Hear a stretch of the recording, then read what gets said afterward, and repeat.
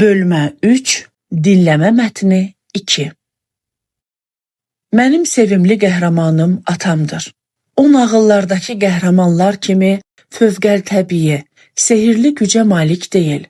Lakin o, mənəvi gücü, səbir və fədakarlığı ilə mənim üçün əvəzsiz bir qəhrəmana çevrilmişdir. Atam hər gün ailəmizin gələcəyi naminə yorulmadan çalışır. Hər səhər erkən saatlarda evdən çıxır. Axşam isə nə qədər yorğun olsa da ailəsinə vaxt ayırmağı unutmur. Onun zəhmətsevərliyi və məsuliyyəti mənim üçün ən böyük nümunədir. Uşaqlıqda xəstələndiyim bir gecə yadımdadır.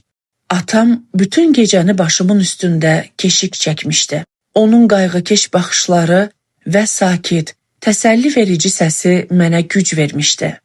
Həmin an başa düşdüm ki, əsl qəhrəmanlıq yalnız fiziki güclə deyil, sevgi və mərhəmətlə də mümkündür.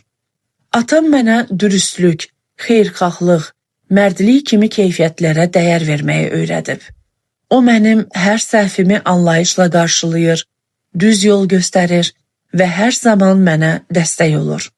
Onun davranışları ilə verdiyi tərbiyə sözlə ifadə edilməkdən daha təsirlidir. Əgər həyat bir nağıldan ibarət olsaydı, atam bu nağılın unudulmaz və sevimli qəhrəmanı olardı.